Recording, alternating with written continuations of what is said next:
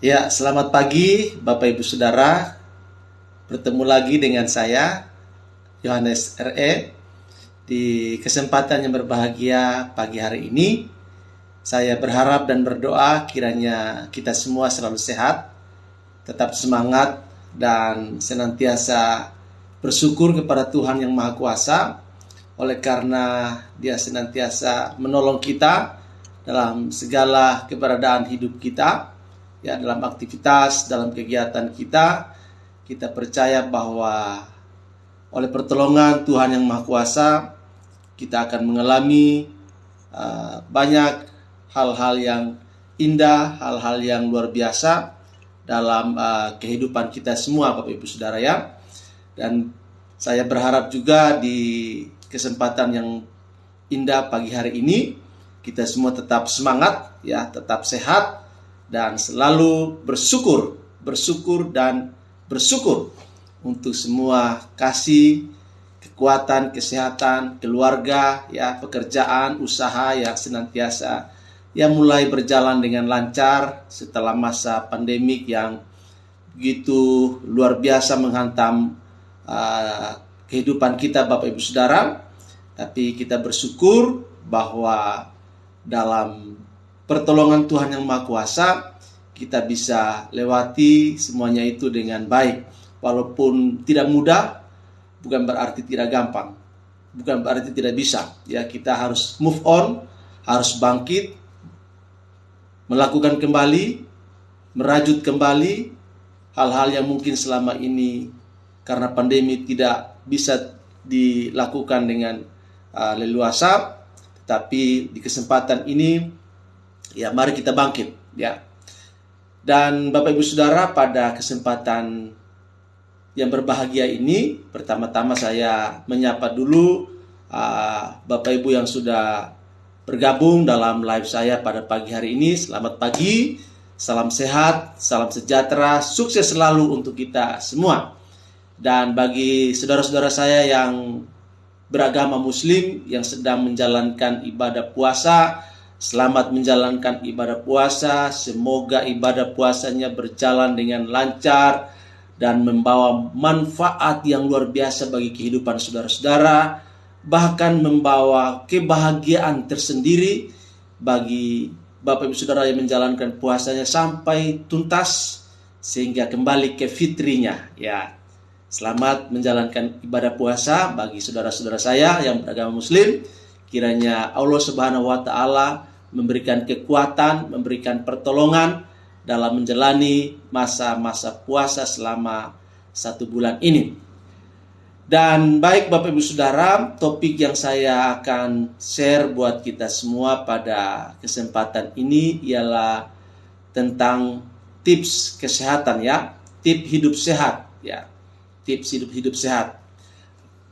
Nah, Bapak Ibu Saudara, kita tahu bersama bahwa hampir semua bidang ketika kita ingin mendapatkan sebuah pekerjaan, maka salah satu hal persyaratan yang terpenuhi ialah kita harus memiliki kesehatan bukan saja fisik, tetapi juga kesehatan rohani, ya.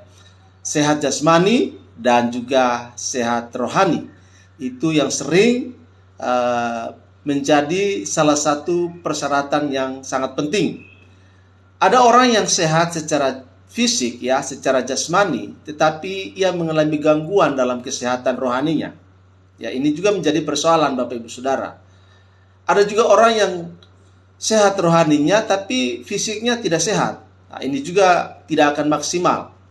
Nah, oleh sebab itu yang dibutuhkan sekarang ini adalah bahwa kita harus sehat jasmani dan rohani, ya. Ini menjadi catatan penting bagi kita semua, Bapak Ibu Saudara. Makanya kita harus berjuang supaya bagaimana kita tetap ada pada level kesehatan yang prima, baik fisik maupun rohani, ya.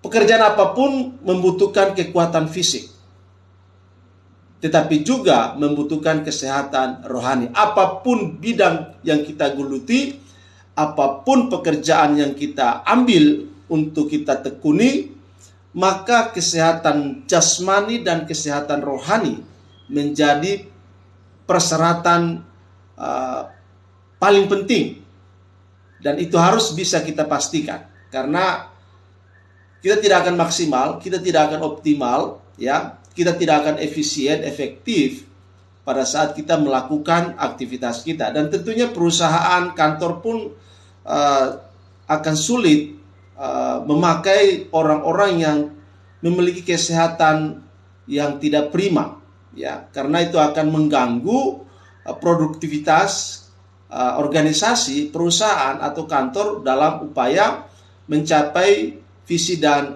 misinya. Nah, itu sebabnya Bapak Ibu Saudara, kita perlu memiliki sebuah kehidupan yang sehat secara komprehensif, secara menyeluruh, ya, yaitu sehat jasmani dan sehat rohani. Nah, mungkin Bapak Ibu Saudara, dari sisi jasmani ada banyak hal yang sudah dibahas beberapa waktu yang lalu dalam video saya, ya. Untuk bisa sehat jasmani itu kita harus konsumsi makanan yang sehat. Makanan yang sehat itu tidak harus mahal. Ya, kita bisa kelola sendiri, bisa kita buat sendiri makanan yang sehat itu, ya. Kemudian kita juga harus rajin berolahraga, ya, setiap hari minimal 15-30 menit, ya, berolahraga. Itu untuk menjaga kesehatan fisik kita, ya. Jadi nutrisi, vitamin, dan olahraga juga merupakan bagian yang kita lakukan untuk menjaga kesehatan fisik kita, ya.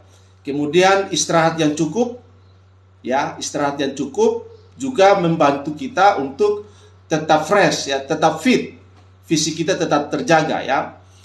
Jangan stres, ya. Kalau stres itu akan mempengaruhi efektivitas kita di dalam bekerja. Ya, kalau kita stres juga akan mengganggu, akan menghambat mobilitas kita, ya, di dalam melakukan pekerjaan-pekerjaan kita, tugas-tugas kita semua. Ya, makanya jangan stres. Karena kalau stres juga akan membawa pengaruh negatif terhadap kesehatan jasmani kita, Bapak Ibu Saudara, ya. Oleh sebab itu stres bisa dikelola dengan baik, ya. Itu juga menjaga supaya keseimbangan tubuh kita itu ada pada posisi yang prima. Nah, saya sudah membahas itu dalam video saya beberapa waktu yang lalu, dan di kesempatan ini saya akan membahas, ya, sisi lain dari kesehatan kita, yaitu kesehatan rohani atau kesehatan spiritual. Nah, di masa-masa puasa raya yang dijalankan oleh saudara-saudara saya yang beragama Muslim, tentu ini juga menjadi salah satu strategi, menjadi salah satu cara, metode, ya, yang bisa digunakan atau dimanfaatkan sebaik-baiknya oleh kawan-kawan saya yang beragama Muslim untuk meningkatkan keimanan, ya, atau meningkatkan spiritualitas, meningkatkan kualitas ibadah yang berimplikasi kepada kesehatan rohani, ya. Jadi masa-masa raya puasa ini harus dimaksimalkan oleh kawan-kawan saya yang Muslim. Dan perlu juga saya sampaikan kepada kawan-kawan saya yang Muslim, ya, kami pun sebagai orang Kristen, ya, ada juga menjalankan puasa, cuman berbeda, ya, cuman berbeda pola dan aplikasi dari puasa yang kami lakukan sebagai orang Kristen, ya. Orang Kristen juga berpuasa, ya, tapi puasa orang Kristen itu dibarengi dengan doa dan diisi dengan pembelajaran, pendalaman akan kebenaran firman Tuhan, ya. Itu pola atau metode puasa yang dijalankan oleh orang Kristen, Bapak Ibu Saudara, ya. Jadi orang Kristen itu kalau dia mau doa dan puasa tidak tunggu ada waktu kapan, tidak. Ya, tidak ada aturan yang baku. Jadi orang Kristen itu berpuasa kapan saja, di mana saja, dalam keadaan apa saja. Kalau dia membutuhkan untuk meningkatkan kualitas spiritualnya, kualitas imannya. Ketika dia menghadapi persoalan, menghadapi masalah, dia akan menjalankan puasa dan doa. Ya, itu orang Kristen. Jadi tidak ada time-time atau hari-hari tertentu yang ditetapkan di mana orang Kristen wajib melakukan. Tidak. Orang Kristen itu punya tingkat fleksibilitas yang baik di dalam menjalankan puasa dan doa. Ya, doa puasa. Istilah kami itu doa puasa. Jadi berdoa dan berpuasa. Nah, berdoa dan berpuasa dalam perspektif iman Kristen itu bukan menahan lapar dan haus, tidak. Tapi doa puasa dalam perspektif iman Kristen itu ialah membangun intimasi, membangun relasi yang lebih dalam dan lebih kuat dengan Bapa di sorga melalui doa puasa yang dilakukan. Nah, itu sedikit yang bisa saya sampaikan kepada kita semua tentang perbedaan antara puasa yang dijalankan oleh saudara-saudara saya yang beragama Muslim dengan puasa yang dijalankan oleh kami sebagai orang Kristen. Sangat berbeda. Ya, sangat berbeda.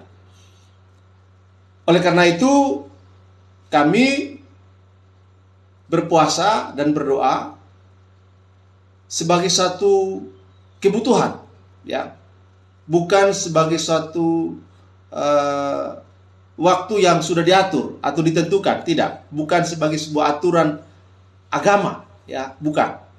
Sehingga masing-masing orang Kristen itu bisa berpuasa kapan saja, di mana saja, dalam keadaan apa saja. Itu orang Kristen. Setiap hari dia bisa berpuasa. Ya, itu bedanya dengan kawan-kawan saya yang beragama Muslim. Kalau kawan-kawan yang beragama Muslim kan mereka sudah ditentukan. Setahun sekali itu ada masa raya puasa selama 1 bulan, ya. Jadi, tapi dalam pengamatan saya, ya, ada kawan-kawan Muslim yang betul-betul menjalankan ibadah puasanya dengan tekun, dengan komitmen, dengan khusyuk, ya. Tapi ada juga yang tidak menjalankannya. Mungkin hari pertama, hari kedua, lalu setelahnya itu dia akan datang ke warung, ya. Apalagi warung itu ditutup pakai kain, ya kan gitu. Jadi tidak ada yang tidak menjalankan puasanya dengan baik, karena ada konsep yang belum menyatu dengan diri dari orang-orang tersebut, menurut saya, ya, Bapak Ibu Saudara, ya. Sehingga mereka paling hari pertama, hari kedua, hari ketiga mungkin dia melakukan puasa, tapi memasuki hari kelima atau hari keenam itu udah nggak lagi itu, ya. Itu dalam pengamatan saya di perjalanan saya dari rumah ke kantor atau dari kantor ke rumah setiap hari, ya. Saya menemukan seperti itu. Tetapi itu kan masing-masing punya cara sendiri, ya, Bapak Ibu. Saya tidak memberi justifikasi bahwa ini begini, itu begitu, ya, enggak, ya. Nah, Bapak Ibu Saudara, kesehatan rohani kita sangat penting, ya. Sama pentingnya dengan kesehatan jasmani kita. Nah, ada kalanya kita terlalu fokus untuk menjaga kesehatan fisik kita, ya. Banyak waktu yang kita pakai untuk memaksimalkan kesehatan jasmani, ya. Banyak dana yang kita habiskan untuk merawat tubuh fisik kita, ya. Banyak waktu yang kita gunakan untuk bagaimana supaya tubuh kita ini bugar, tubuh kita ini sehat, ya.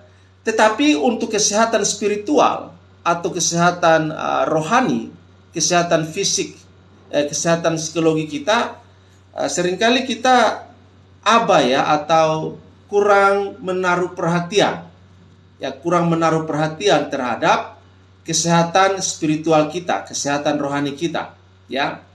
Itu sebabnya orang tidak banyak mengorbankan dana untuk kesehatan rohaninya. Tidak banyak. Termasuk orang Kristen juga tidak banyak mengeluarkan dana untuk kesehatan rohaninya. Paling dia datang ibadah hari Minggu, kasih persembahan, ya selesai.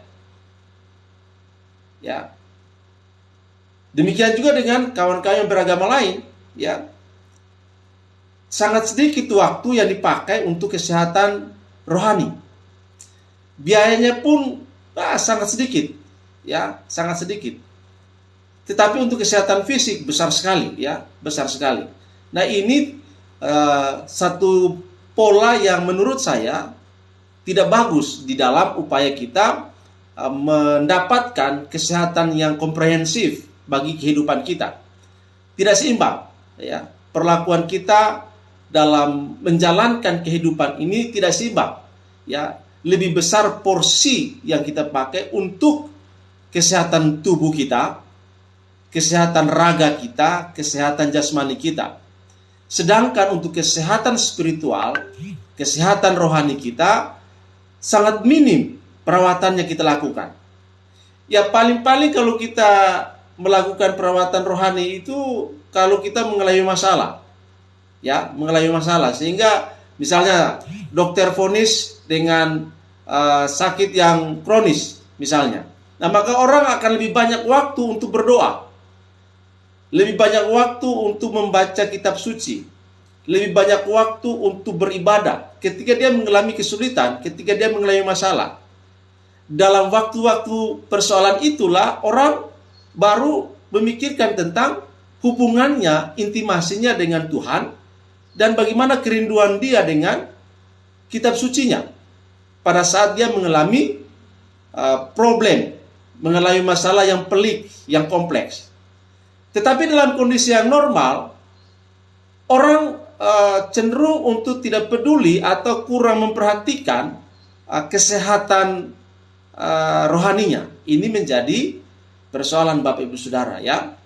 Sehingga pada kesempatan ini berdasarkan observasi, pengamatan, analisa saya dalam keseharian, ya, saya mendapati bahwa bukan saja orang yang bukan Kristen, orang Kristen pun saya mengamati waktu untuk merawat kesehatan rohaninya itu sangat sedikit, ya, sangat sedikit sekali. Ya, oleh sebab itu maka keseimbangan kesehatan jasmani dan rohani itu tidak tercapai, ya. Nah, oleh sebab itu Bapak Ibu Saudara, orang kelihatan badan besar, badan kekar, fisiknya kekar, tapi rohnya itu lembek. Sehingga kalau dia dapat masalah langsung down, ya. Kenapa? Karena spiritualitasnya itu lemah, ya. Sehingga dia mudah sekali kecewa, mudah sekali putus asa, ya, mudah sekali menyerah karena fighting spirit rohaninya itu lemah, ya. Fighting spirit rohaninya itu lemah. Orang yang punya fighting spirit rohani yang kuat, maka bagaimanapun dia dihantam oleh berbagai persoalan, dia tidak gampang putus asa, tidak gampang menyerah, tidak gampang kecewa. Ya. Oleh sebab itu Bapak Ibu Saudara, sangat penting bagi kita untuk juga menaruh kepedulian, menaruh perhatian terhadap kesehatan rohani kita, ya, kesehatan rohani kita. Nah, itu sebabnya pada saat ini saya akan membagikan beberapa tips bagi kita untuk bagaimana kesehatan rohani kita bisa ada pada posisi yang bagus, ya, posisi yang bagus.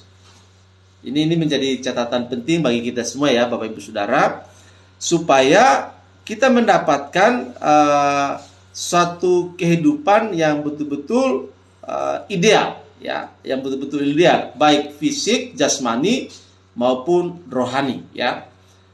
Nah, terima kasih bagi Bapak Ibu Saudara yang sudah mengikuti live pada pagi hari ini, sudah bergabung. Terima kasih, ya. Semoga tips-tips pada pagi hari ini boleh menginspirasi dan memotivasi kita semua di dalam menjalani kehidupan kita setiap hari. Nah, Bapak Ibu Saudara, hal pertama yang perlu kita lakukan untuk meningkatkan kesehatan spiritual, ya, meningkatkan kesehatan rohani kita, Yang pertama adalah kita harus punya komitmen untuk disiplin dalam beribadah. Ya, ini hal pertama. Ini hal pertama yang perlu sekali kita tumbuh kembangkan dalam diri kita, yaitu disiplin dalam beribadah. Ya, ada orang, apalagi dalam situasi seperti sekarang ini, ibadahnya dia lakukan apa adanya. Ya, dengan adanya ibadah-ibadah live streaming, ya dia hanya sekedar mengikuti, ya, tapi tidak khusyuk. Ada seperti itu, ya. Nah, oleh karena itu tingkat pemahaman dan disiplin kita dalam konteks ibadah itu menjadi penting, ya. Saya percaya Bapak Ibu Saudara tahu bagaimana suhu rohani, ya, suhu rohani Bapak Ibu Saudara masing-masing, ya. Kalau kita cek, ya, mungkin suhu rohani kita itu rendah. Mungkin minus juga bisa jadi, ya, karena tidak dilakukan perawatan. Ya, biasanya kalau kita ke dokter untuk periksa, yang pertama yang kita setelah kita mendaftar, maka kita akan dicek suhu tubuh normal misalnya, lalu tensi dicek, oh bagus, ya. Kemudian dokter melakukan diagnosa selanjutnya. Jadi ini juga berlaku bagi pengecekan kesehatan rohani kita, Bapak Ibu Saudara, ya. Bagaimana disiplin dalam ibadah? Apakah kita disiplin dalam ibadah itu mantap atau kurang, ya? Ini yang perlu kita evaluasi. Ya, masing-masing Bapak Ibu Saudara perlu mengevaluasi diri sendiri, ya. Tapi pada kesempatan pagi ini saya hanya berbagi tips untuk bagaimana kita menjaga kesehatan rohani kita. Kita harus pastikan kita disiplin dalam beribadah. Sholat lakukan dengan disiplin, ke gereja juga lakukan dengan disiplin, ya. Lalu ibadah-ibadah tengah minggu, ibadah-ibadah kelompok komunitas, itu juga perlu kita disiplin mengikutinya. Jangan tunggu momen-momen tertentu baru datang ke gereja, ya. Misalnya pasca baru datang gereja, setelah itu menghilang, ya kan? Ini juga menjadi perhatian kita, ya. Ibaratnya orang datang gereja itu hanya seperti kapal selam. Muncul satu kali, hilang 6 bulan, baru muncul lagi satu kali. Itu artinya dia tidak disiplin dalam ibadah, ya, dalam ibadah. Oleh karena itu, bagaimana bisa sehat rohaninya kalau dia tidak disiplin beribadah? Ya, tidak mungkin. Karena kesehatan itu perlu diusahakan. Hidup sehat itu perlu diusahakan, ya, perlu diperjuangkan. Begitu Bapak Ibu Saudara. Dan untuk memperjuangkannya harus dibangun dalam sikap disiplin. Disiplin pertama untuk kesehatan rohani kita adalah disiplin dalam beribadah. Nah, ini dia. Disiplin dalam beribadah, ya. Sebagai orang beragama, kita sudah punya waktu-waktu hari-hari di mana kita bisa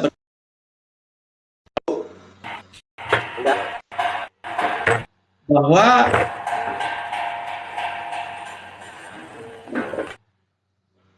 turun.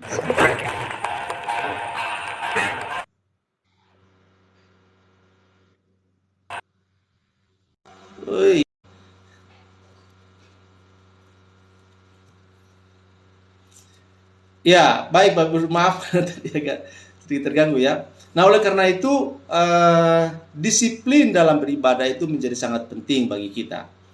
Karena dari situlah kita akan tahu tentang perkembangan kesehatan rohani kita, ya.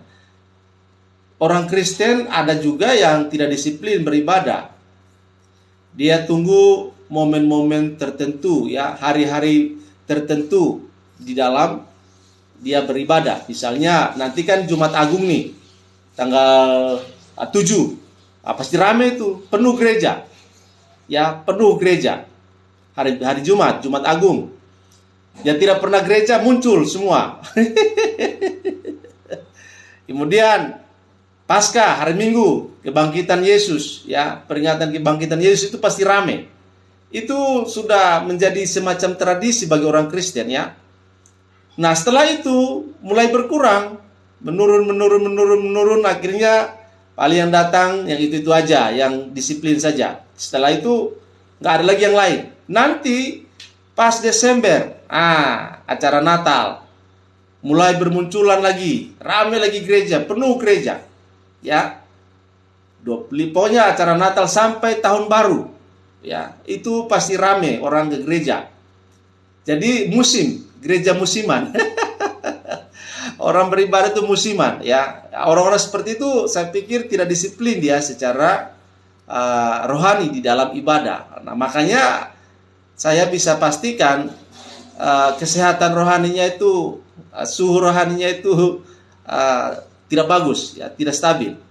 Saya bisa pastikan, karena kalau ibadahnya tidak disiplin, bagaimana kesehatan rohaninya bisa meningkat? Tidak mungkin, ya. Dan orang seperti itu mudah sekali kecewa, gampang sekali marah, gampang sekali emosi, ya kan? Gampang sekali tersinggung. Orang-orang yang kesehatan rohaninya tidak bagus atau kurang bagus, ya, akan terlihat dalam pergerakan kehidupannya, ya. Ini juga menjadi catatan penting bagi kita, Bapak Ibu Saudara, ya. Nah, kemudian yang berikut, ya, disiplin dalam beribadah. Perlu kita tingkatkan, ya. Perlu kita tingkatkan disiplin dalam ibadah, khususnya kawan-kawan saya atau jemaat umat Tuhan, orang-orang percaya, orang-orang Kristen yang ada di room ini, ya. Pastikan keluargamu untuk disiplin dalam beribadah, ya. Setiap minggu, paling tidak setiap minggu harus wajib, ya, wajib hukumnya untuk datang ke gereja beribadah, ya. Jangan menunggu hari-hari tertentu baru Anda gereja, nggak boleh, ya. Karena Tuhan kasih kita 6 hari untuk beraktivitas, bekerja, berusaha, ya, di bidang kita masing-masing. Hari Minggu adalah hari yang istimewa, hari yang dikhususkan oleh Tuhan, diberikan bagi kita untuk kita beribadah kepada Tuhan, ya. Beribadah kepada Tuhan secara khusus. Itu pun kita lakukan bukan sepanjang hari. Maksimal itu 2 jam. Itu sudah maksimal dalam kita datang ke gereja, ya. Kita datang ke gereja paling 2 jam. Setelah itu kita pulang dan beraktivitas kembali seperti biasa.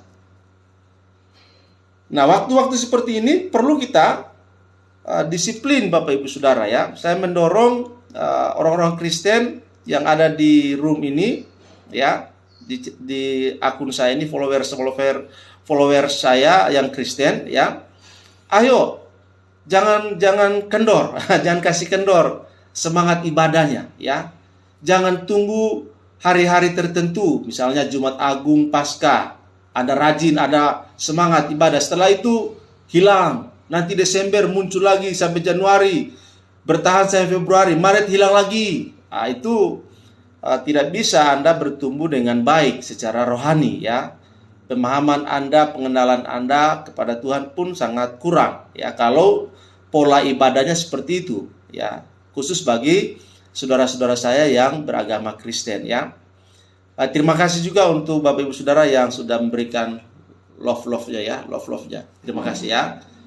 Ya, itu hal yang pertama. Kita perlu disiplin dalam beribadah. Kawan-kawan yang Muslim juga yang ada di room ini, di follower saya, ya, tingkatkan ibadahmu juga, ya. Atau kawan-kawan yang beragama lain, ya. Inilah kesempatan untuk kita meningkatkan ibadah kepada Tuhan yang Maha Kuasa, ya. Disiplin. Kemudian yang berikut, ya, kita juga perlu selain disiplin beribadah, kita juga harus disiplin dalam membaca kitab suci, membaca dan mempelajari kitab suci. Kitab suci orang Kristen itu Bible, Alkitab. Nah, kitab suci orang beragama Muslim itu Al-Quran. Ya. Nah, kita juga harus disiplin mempelajari, membaca setiap hari, paling tidak 1-4 bab kita baca Alkitab setiap hari. Nah, ini perlu disiplin. Ya, kita perlu disiplin. Apalagi sekarang kan kita sudah dimudahkan dengan teknologi, handphone, kita bisa bawa kemana saja. Nah, pada saat ada waktu-waktu yang bisa kita gunakan, misalnya saat di kantor, jam istirahat misalnya, bisa kita gunakan berapa waktu untuk membaca kitab suci kita. Nah, ini perlu disiplin. Karena kalau tidak disiplin juga akan mengalami kesulitan, sehingga pemahaman kita, pengenalan kita tentang ajaran yang disampaikan dalam kitab suci itu menjadi sangat minim. Dan kita mudah sekali disesatkan. Ya, mudah sekali disesatkan. Kenapa? Karena kita tidak tahu firman Tuhan. Tidak tahu ajaran yang sebenarnya dari kitab suci kita, karena kita tidak disiplin dalam membaca kitab suci. Nah, pertanyaannya sekarang, apakah pagi ini Bapak Ibu Saudara, khususnya yang Kristen, sudah baca Alkitab? Nah, ini perlu dievaluasi juga, ya. Karena memang kita ini bukan saja hidup dari makanan, minuman, ya, dari roti, susu, bukan saja dari situ. Menurut pemahaman iman Kristen itu bahwa orang Kristen hidup bukan dari roti saja, tetapi juga dari setiap benih ilahi, yaitu firman Tuhan. Makanya orang Kristen dimotivasi untuk membaca Alkitab setiap hari. Ya, saya setiap hari mengirimkan renungan kepada jemaat, dan sekaligus ada bacaan tahunannya setiap hari. Jadi 1 tahun itu orang Kristen kalau dia disiplin, dia bisa menyelesaikan membaca Alkitab. Ya, membaca Alkitab setahun itu selesai. Kalau orang Kristen dia disiplin membaca Alkitabnya. Nah, persoalannya kan lebih banyak baca WhatsApp, lebih banyak nonton TikTok seperti sekarang ini kan. Kita lebih banyak waktu untuk berinteraksi di media sosial, lalu waktu kita untuk membaca kitab suci kita masing-masing itu menjadi sangat sedikit. Nah, oleh karena itu Bapak Ibu Saudara, untuk menjaga kesehatan rohani kita, ya, maka kita harus disiplin beribadah. Harus, tidak ada cara lain, harus disiplin. Ogah Pak, capek, macam-macam. Banyak orang alasan tidak ke gereja, tidak sholat, banyak sekali alasan, capek lah, apalah, sibuk lah, macam-macam. Ya, apapun alasanmu, itu bukan menjadi satu hal yang terus-menerus yang kupertahankan, karena alasan-alasan itu tidak bagus, ya, tidak bagus. Anda harus rubah, ya, supaya rohanimu sehat. Ya, kalau rohanimu sehat, saya bisa pastikan masalah apapun engkau tidak akan mudah menyerah, tidak akan mudah putus asa. Ya, orang bunuh diri, orang minum racun, orang terjunkan diri dari gedung tinggi ketika dia menghadapi masalah, karena dia punya kesehatan rohaninya tidak baik. Sehingga dia berpikir bunuh diri itu jadi salah satu solusi untuk mengatasi masalahnya. Padahal bukan begitu, ya. Orang yang sehat rohaninya, masalah apapun dia pasti akan mendapatkan kekuatan untuk menghadapi dan melewatinya, ya, karena kesehatan rohani itu kita dapatkan dari Tuhan. Nah, Tuhan kan maha kuasa, dia berkuasa untuk memberikan pertolongan yang kita butuhkan ketika ada masalah. Oleh sebab itu kita harus berdisiplin membaca kitab suci kita masing-masing. Ya, saya sebagai orang Kristen, kitab suci saya adalah Alkitab. Saya harus baca Alkitab setiap hari. Karena apa? Karena saya mendapatkan bimbingan rohani dari Tuhan melalui Alkitab. Ya, karena Alkitab itu bagi kami adalah firman Allah. Dan kalau Allah berfirman selalu baik, selalu memberi semangat, selalu memberi motivasi, selalu memberi kekuatan, ya, dalam kehidupan untuk bagaimana menghadapi beragam persoalan yang terjadi dalam kehidupan kita. Karena itu Bapak Ibu Saudara, disiplinlah membaca Alkitab, ya. Disiplinlah membaca Alkitab. Khususnya kawan-kawan saya, saudara-saudara saya seiman yang percaya Tuhan Yesus, ya. Rajinlah membaca Alkitab, disiplinlah, ya. Sekarang ini sangat-sangat gampang, sangat mudah untuk kita bisa membaca Alkitab. Sudah tersedia. Dan ini juga penting supaya mempersiapkan diri kita sebagai orang Kristen dalam menantikan kedatangan Tuhan Yesus yang kedua kali. Ya, waktunya sudah semakin dekat. Tuhan Yesus sudah mau datang. Nah, bagaimana kita tahu Tuhan Yesus mau datang? Ya, tanda-tanda zaman ini sudah sangat nyata dalam kehidupan kita. Resesi ekonomi yang berkepanjangan, ya, serangan-serangan pandemi yang luar biasa, masalah-masalah gempa bumi, ya, peperangan, ini terus eskalasi yang semakin naik, ya. Penolakan terhadap Israel, itu semua indikator-indikator yang perlu kita baca tanda-tanda zaman ini. Nah, kita bisa tahu itu dari Alkitab. Karena Alkitab memberikan referensi yang lengkap tentang perjalanan kehidupan kita di muka bumi ini. Dari sejak awal sampai berakhirnya kehidupan di bumi ini sudah dicatat di dalam Alkitab. Alkitab sudah memberikan informasi yang cukup.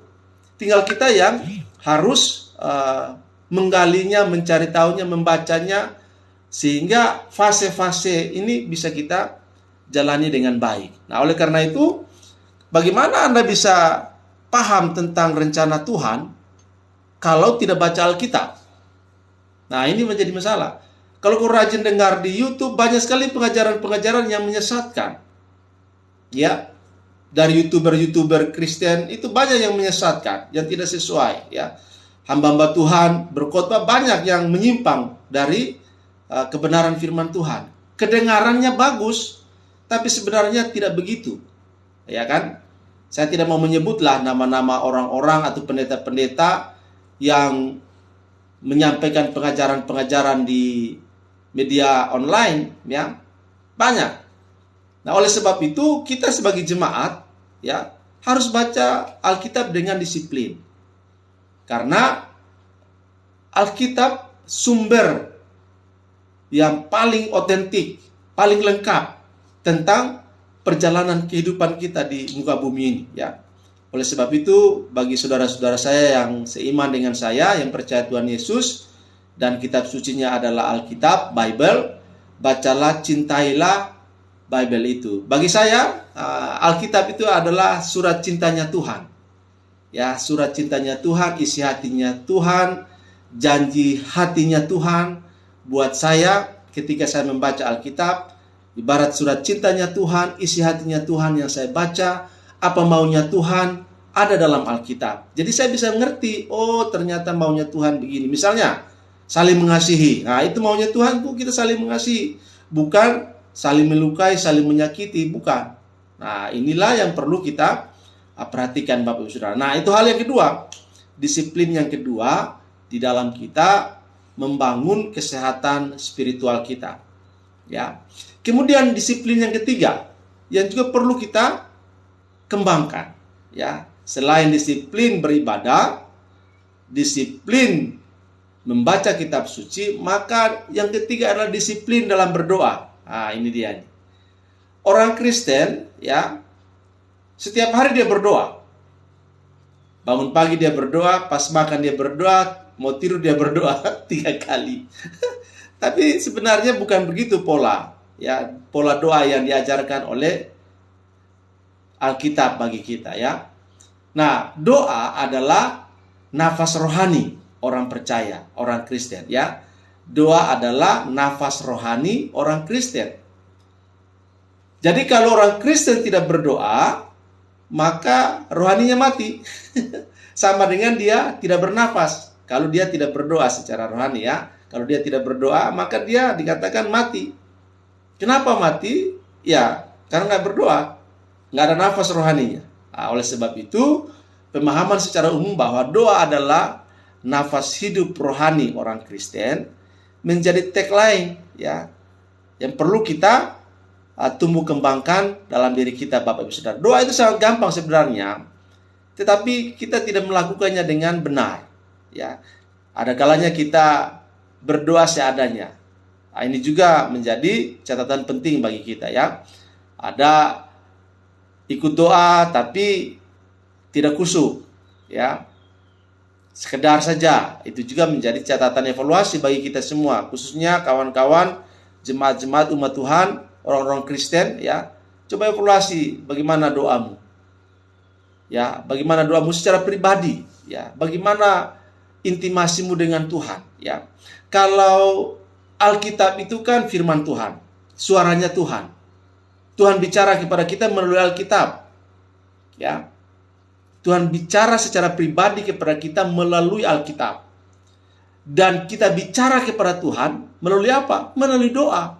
Jadi harus terjadi komunikasi dua arah, ya, untuk bisa klik, ya, antara Tuhan dengan kita. Tidak bisa kita hanya satu arah. Harus kita dengar Tuhan bicara, maka Tuhan juga akan dengar kita bicara. Seperti itu Bapak Ibu Saudara. Makanya doa merupakan jembatan atau cara atau jalan di mana kita mendekatkan diri kepada Tuhan. Ya, mendekatkan diri kepada Tuhan. Dan doa ini harus dibangun dalam satu disiplin. Tanpa disiplin dalam berdoa, kita akan kering, ya, mengalami kekeringan rohani. Ya, mengalami kekeringan rohani. Dan kalau Anda mengalami kekeringan rohani, maka Anda tidak bertumbuh dalam iman, dalam kasih, dalam pengharapan.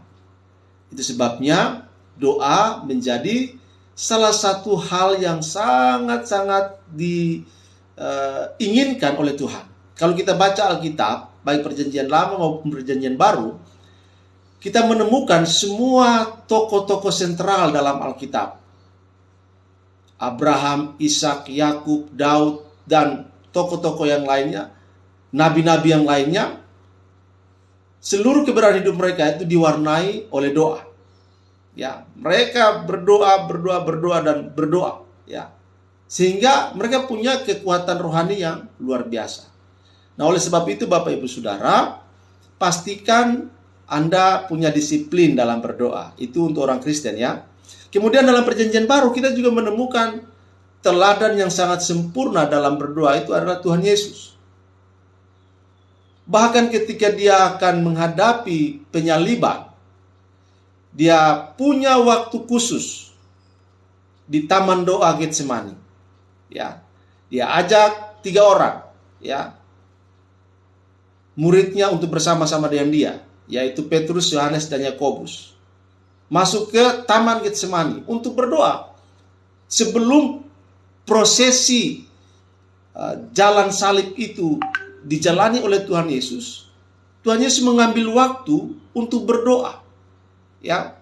Dan Alkitab mengatakan waktu Yesus berdoa, keringatnya itu seperti darah. Artinya bahwa Yesus tahu betul tantangan penderitaan salib itu sangat besar, sehingga dia berdoa dengan sangat luar biasa. Dan dia mendapatkan kekuatan dari surga melalui malaikat untuk menghadapi penderitaan salib itu. Nah, oleh sebab itu Bapak Ibu Saudara, ini contoh yang luar biasa. Nah, setelah dia berdoa, ternyata murid-muridnya tidak ikut berdoa sama-sama dengan dia, malah mereka tidur. Nah, ini dia. Di gereja pun seringkali orang Kristen itu pas doa syafaat itu tidur. Nah, ini masalah besar, ya. Tidur dia di gereja. Pas pendetanya doa syafaat yang panjang, dia tidur, ya. Ini jadi catatan yang kurang bagus. Perhatikan saja, di gereja-gereja ketika doa syafaat, jemaat itu tidur.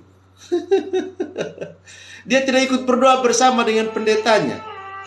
Dia biarkan pendetanya doa sendiri, dia tidur. Ini menjadi masalah Bapak Ibu Saudara, ya. Itu kenyataan di gereja, ya.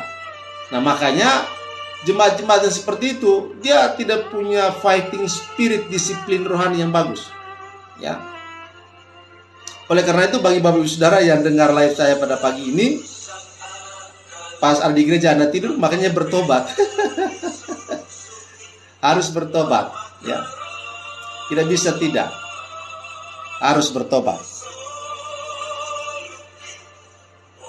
Ya, kita dengar dulu pujian, ya.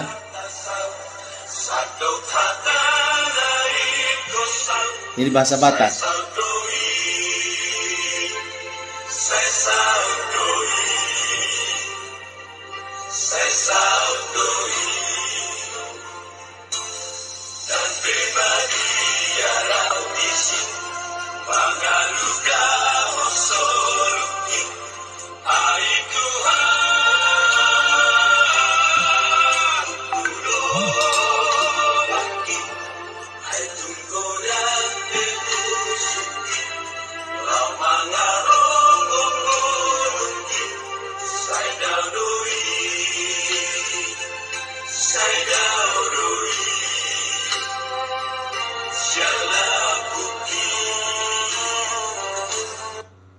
Ya, itu selingan lagu untuk kita break sebentar Bapak Ibu Saudara ya.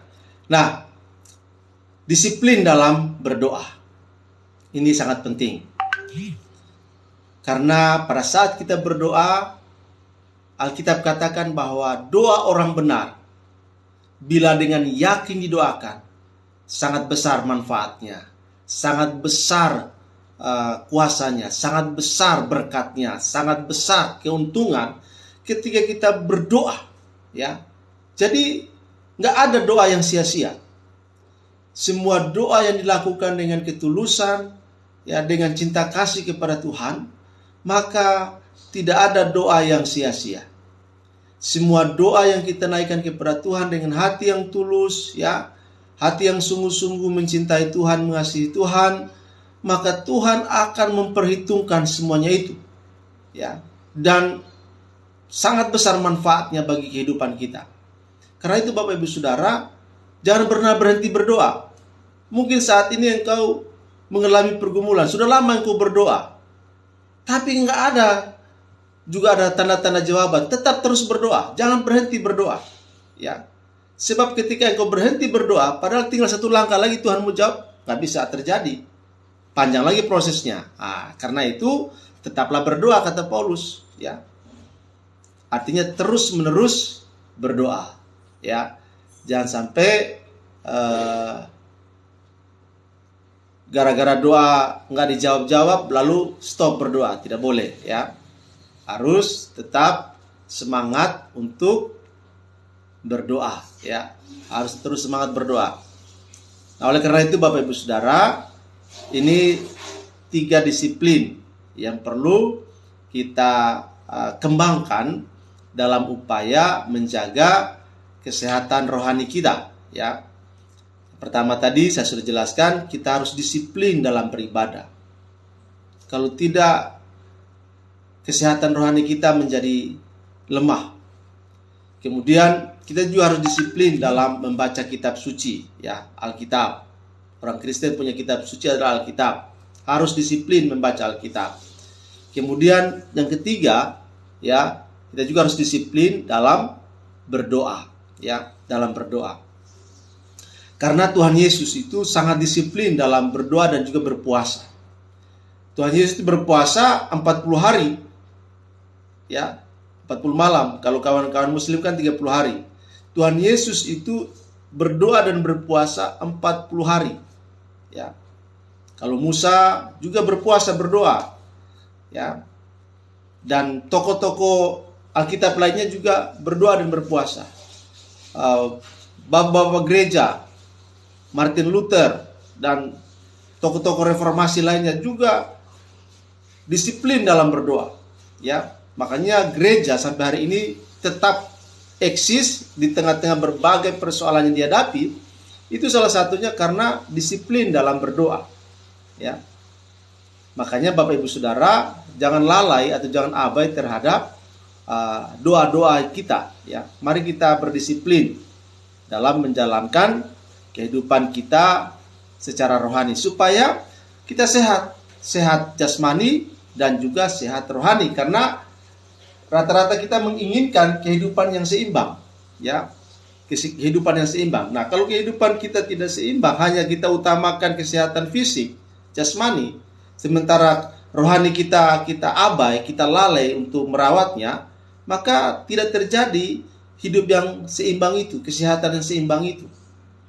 Makanya sebagaimana kita berjuang untuk kesehatan jasmani kita, begitu pula lah perjuangan kita untuk kesehatan rohani kita, Bapak Ibu Saudara. Ya, tidak bisa tidak. Kita harus berjuang untuk mendapatkan kesehatan yang prima, baik jasmani maupun rohani. Kalau soal jasmani sih saya sudah jelaskan dalam video yang lalu, dan juga Bapak Ibu Saudara bisa menemukan di media-media online ya. Tapi pada kesempatan ini saya khusus membahas bagaimana kita meningkatkan kesehatan rohani kita, spiritual kita ya. Oleh karena itu, kita perlu banyak menyiapkan waktu berdisiplin dalam ibadah, dalam bertekun membaca kitab suci, kemudian juga kita disiplin di dalam berdoa. Karena di dalam doa itu ada banyak sekali hal yang bisa kita curhat kepada Tuhan. Ya, kalau Bapak Ibu Saudara suka curhat di media sosial, saya pikir harusnya kita lebih banyak curhat kepada Tuhan melalui doa. Ya, karena kalau Anda curhat di media sosial, belum tentu masalah Anda selesai, atau belum tentu Anda mendapatkan jawaban. Mungkin Anda curhat di media sosial bisa jadi dimanfaatkan oleh orang lain, ya. Itu sebabnya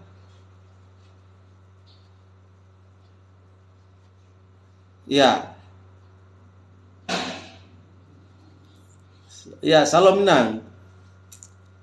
Tuhan Yesus ya. Terima kasih, Tuhan berkati Nang, ya. Lenana Baban ya, Bu Lenana Baban, terima kasih, Tuhan berkati. Selamat pagi ya. Nah, itu sebabnya Bapak Ibu Saudara, kita perlu disiplin dalam berdoa ya. Disiplin dalam berdoa. Karena kita curhat sama Tuhan melalui doa ya. Kita cerita semua masalah kita itu sama Tuhan. Dan Tuhan itu setia mendengar ya. Tuhan tidak pernah menutup telinganya untuk tidak mendengar jeritan hati anak-anaknya, untuk tidak mendengar curhatan hati anak-anaknya yang datang kepadanya. Ya, makanya berdoa merupakan cara di mana kita bisa menyampaikan apa yang menjadi kebutuhan kita kepada Tuhan. Ya, kesehatan, keluarga, pekerjaan, bisnis, masa depan, ya, pasangan hidup, dan macam-macam bisa kita curhatkan itu kepada Tuhan melalui doa-doa kita ya. Karena Tuhan itu sangat setia Bapak Ibu Saudara ya. Dia sangat setia untuk mendengarkan doa-doa kita ya. Selamat pagi untuk kita semua ya. Saya akan selingan lagi dengan pujian ya Bapak Ibu Saudara ya, untuk bisa menarik napas sedikit ya.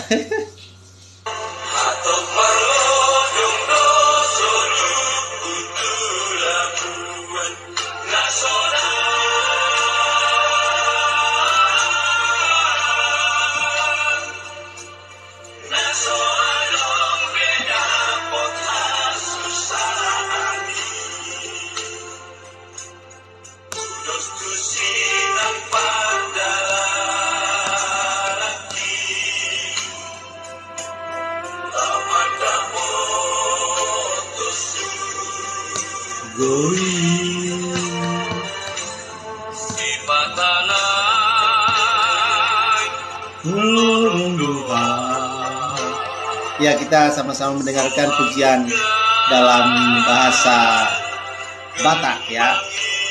Saya suka dengan lagu-lagu bahasa Batak karena bagus sekali aransemen, ya, nada-nadanya sangat menyentuh ya.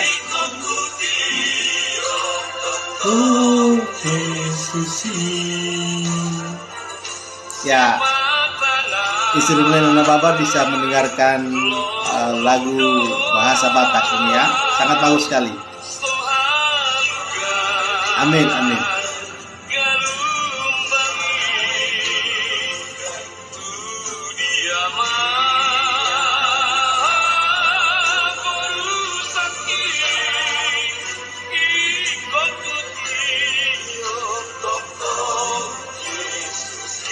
Ya, ikutlah Yesus.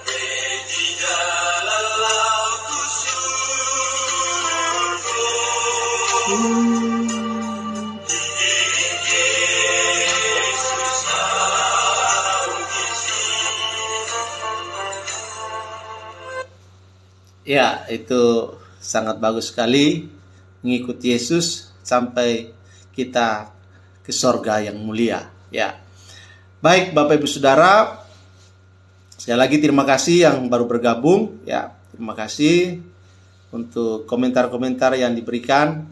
Ya, kiranya Tuhan Yesus memberkati Bapak Ibu Saudara. Ya. Jadi sekali lagi saya ulangi Bapak Ibu Saudara, di kesempatan pagi hari ini baru 3 tips ya. Ada 3 tips yang saya bisa share untuk kita semua di kesempatan ini. Nanti saya akan lanjutkan lagi di dalam kesempatan yang akan datang tentang bagaimana kita bisa menjaga keseimbangan kesehatan kita, baik kesehatan jasmani maupun kesehatan rohani. Ya. Olo Nang, ya. Terima kasih Nang. Tuhan berkati. Ya, sampai bertemu dalam live selanjutnya Nang ya. Salam buat keluarga. Ya, selamat bekerja, beraktivitas. Semoga panjang umur, sehat selalu Nang ya. Bahagia dalam pekerjaan, dalam rumah tangga ya. Terima kasih sudah pamit, sudah mampir di live pada pagi hari ini. Baik Bapak Ibu Saudara, tinggal beberapa waktu lagi saya akan undur diri dari hadapan Bapak Ibu Saudara ya. Dan saya ingin mengulang kembali 3 bagian penting yang sudah saya bahas untuk kita pagi hari ini tentang meningkatkan kesehatan kehidupan kita, baik sehat jasmani maupun sehat rohani. Sehat rohani saya sudah jelaskan dalam kesempatan pagi hari ini, yaitu disiplin dalam beribadah. Ya, kita harus disiplin dalam beribadah, karena hanya dengan disiplinlah kita bisa mendapatkan manfaat besar dari ibadah yang kita lakukan. Tanpa disiplin, kita tidak maksimal mendapatkan manfaat dari ibadah yang kita lakukan. Ya, maka kita akan terjebak kepada rutinitas. Ke gereja, ke masjid hanya menjadi rutinitas, bukan mendapatkan faedah, keuntungan, karena kita beribadah tidak disiplin. Oleh sebab itu, kita harus berdisiplin dalam beribadah kepada Tuhan. Lalu kemudian, kita tidak cukup hanya disiplin beribadah kepada Tuhan, kita juga harus disiplin dalam membaca kitab suci. Kenapa? Karena waktu kita datang ibadah di gereja misalnya, pendeta khotbah, mengambil beberapa bagian ayat firman Tuhan, selesai. Itu paling banyak 45 menit. Waktu itu tidak cukup Anda bisa mengerti seluruh isi kitab suci. Makanya Anda harus melanjutkannya dengan disiplin membaca dan mempelajari sendiri lagi di rumah, atau di waktu-waktu di mana Bapak Ibu Saudara bisa menyelidiki tentang firman Tuhan, ya. Karena dari firman Tuhan kita mendapatkan banyak hal yang berguna bagi keimanan kita. Kita bisa jalani kehidupan kita dengan setia, dengan taat, karena kita tahu mana yang Tuhan inginkan dan mana yang Tuhan tidak inginkan. Ya. Dan itu Alkitab menjadi sumber di mana ada kehendak Tuhan di dalamnya. Kita bisa tahu apakah ini bermanfaat, berguna, sehingga kita terhindar dari perbuatan-perbuatan maksiat, perbuatan-perbuatan berdosa, perbuatan-perbuatan yang bisa merugikan diri kita, juga merugikan keluarga, bahkan merugikan institusi, organisasi, lebih besar lagi merugikan bangsa dan negara. Orang-orang yang korupsi itu kan orang-orang yang punya agama. termasuk orang beragama Kristen juga. Tapi kenapa dia korupsi? Ya, itu tadi, dia tidak disiplin dalam membaca kitab suci. Tidak disiplin dalam beribadah. Dia hanya beragama tapi tidak bertuhan. Nah, itu masalahnya Bapak Ibu Saudara. Sehingga orang-orang yang korupsi itu adalah orang-orang yang tahu tentang Tuhan. Ya, mereka beragama tapi tidak bertuhan. Makanya mereka melakukan banyak sekali tindakan yang merugikan dirinya, merugikan keluarganya, merugikan institusi, bahkan merugikan bangsa dan negara. Nah, sebab itu disiplinlah dalam membaca kitab suci, karena dari kitab suci itu akan menolong kita di dalam mengantisipasi hal-hal yang tidak baik. Saya akan baca satu bagian firman Tuhan dari 2 Timotius, ya. Orang Kristen itu punya Alkitab, memberi nasihat, ya. 2 Timotius 3 ayat 16, ya. Ini dia firman Tuhan bilang begini: segala tulisan yang diilhamkan Allah memang bermanfaat untuk mengajar, untuk menyatakan kesalahan, untuk memperbaiki kelakuan, dan untuk mendidik orang dalam kebenaran. Ini Bapak Ibu Saudara, Alkitab orang Kristen, Alkitab saya ini sangat bermanfaat. Manfaatnya apa? Ketika saya baca Alkitab, saya mendapatkan pengajaran, ya, mengajar. Firman Tuhan ini mengajar saya. Dari saya tidak tahu menjadi tahu, ya. Firman Tuhan mengajar saya. Kemudian dari firman Tuhan juga kesalahan saya dinyatakan. Artinya seperti cermin, ya, seperti cermin. Ketika kita bercermin, kita tahu ada yang kurang, ada yang tidak beres di wajah kita, ya. Nah, ketika kita tahu ada yang tidak beres di wajah kita, maka kita akan bersihkan sendiri, perbaiki. Nah, demikianlah firman Tuhan. Firman Tuhan itu bagaikan cermin untuk memperbaiki, untuk menyatakan ada yang salah dengan hidup saya, ya, ada yang salah dengan hidup saya, ada yang tidak beres dengan hidup saya, ada dosa, ada kelakuan-kelakuan yang buruk, ya, karakter yang tidak baik. Maka Alkitab bagaikan cermin untuk memperlihatkan kekurangan-kekurangan yang Allah tidak suka ada pada diri saya. Makanya saya harus baca Alkitab supaya saya bisa tahu. Ketika saya tahu, maka kesalahan-kesalahan itu saya tidak ulangi lagi, ya. Kerbau aja tidak akan jatuh di lubang yang sama. Apalagi kita manusia, ya. Harus jangan lagi jatuh di dosa yang sama. Nah, itu dia, ya. Kemudian ketika saya membaca Alkitab, bukan saja saya tahu mana yang baik dan mana yang tidak baik, bukan saja saya tahu saya punya kesalahan dan saya harus perbaiki. Nah, untuk memperbaiki kelakuan, nah ini dia. Sikap saya, attitude saya ketika saya membaca Alkitab diarahkan supaya saya tahu menghormati orang lain, tahu mengasihi orang lain, tahu berbuat baik kepada orang lain, ya. Ini manfaatnya membaca firman Tuhan. Kelakuan yang tidak beres bisa diubah, ya. Hidup yang buruk, hidup yang rusak sekalipun, kalau tiap hari dia membaca Alkitab, dia bisa mengalami perubahan, ya. Bertobat, ya, bertobat. Ketika membaca Alkitab, hidup yang rusak bisa berubah menjadi baik. Karena Alkitab ini bukan sekedar kata-kata biasa. Ini adalah firman Tuhan yang penuh kuasa. Ya, firman Tuhan punya kuasa untuk memperbaiki, ya, kelakuan dan proses untuk jadi baik. Kemudian untuk mendidik orang dalam kebenaran. Nah, akhirnya kita bukan hanya sekedar tahu kebenaran, tetapi juga menjadi eksekutor, ya, pelaku dari kebenaran itu di dalam seluruh kehidupan kita, ya. Itulah sebabnya kenapa kita harus disiplin dalam membaca Alkitab, ya. Nah, karena itu pertanyaannya, sudahkah Anda membaca Alkitab pagi hari ini? Kalau belum, ambil waktu sebentar untuk membaca kitab suci, ya. Harus disiplin dalam membaca kitab suci, ya. Kemudian berdoa, disiplin dalam berdoa. Paulus berkata dalam suratnya kepada orang-orang Kristen di Tesalonika, ya. Tesalonika pasal 5, ya. Paulus bilang begini, ya. dalam ayat yang ke-17 ya. 1 Tesalonika pasal 5 ayat 17, tetaplah berdoa. Ini dia. Tetaplah berdoa. Apapun, kalau tagline minuman itu kan, apapun makanannya, minumnya apa?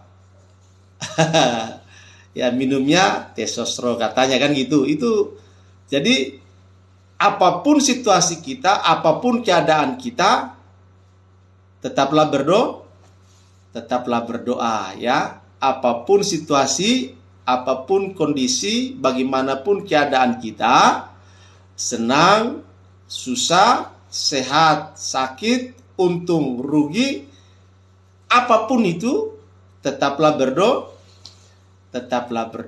Karena kata Yakobus ya, doa orang benar bila dengan yakin didoakan sangat powerful kuasanya. Itu dahsyat. Amin Bapak Ibu Saudara ya.